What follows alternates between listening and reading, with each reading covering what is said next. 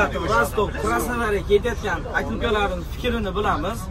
Qalay ketyapti va nechta pul bergan aka? Assalomu alaykum. Amakijon, yaxshimisiz? Sizlar yaxshimisiz aka? Assalomu alaykum. Nima deb tavsiya berasiz amaki? Biz Navoiydan turib telefon qilgandik, mana sizlarga bog'langandik. Boshda ishonmadik. To'g'ri. Mana endi mana ko'pirimiz Toshkentni qo'ydik. Qaysi shaharga ketyapti? Sizlar Astraxanda tushib qolamiz. Aslida tushib qolamiz. Qolamiz, yoki yo'nalishimiz bor. Lekin birinchi marta men 10 yildan beri Rossiyaga borib kelaman.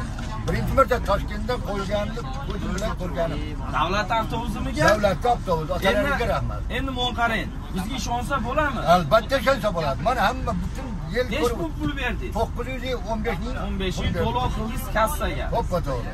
Akalar mana bizni reyslarimiz. Salomat bo'linglar. Rahmat amaki. Toshkent, Volgograd, Toshkent, Saratov, Rostov, Krasnodar. Krasnodarga kelganinglardan keyin Sochi, Mariupol, Gelenjik, Novorossiysk yo'nalishlariga biz o'zimiz sizlarga yordam beramiz. Ko'p videolarda ko'ryapmiz.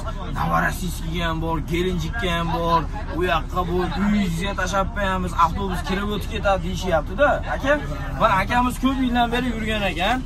Aka, oldin mana 1-2 yil oldin mana o'tgan yili ham Qozog'istonga o'tilardi. Kerak bo'lsa 12 soatlar turardi, kerak bo'lsa 10 soatlar turardi. Mana sizlar ishonga avtobuslar buzilib, yerlarda yo'llarda qolib. Xudo xolasa mana endi mana ishonch bo'lmadi. Endi mana siz ham gapirsangiz, biz mana bizga ishonadi-da odamlar, aka. Ishonsinmi aka? Qo'yliqqa kelsinmi? Gazini olsin aka. Xudo xolasa aka-ukalar bemalol kelasizlar, ketasizlar. Sog' bo'ling.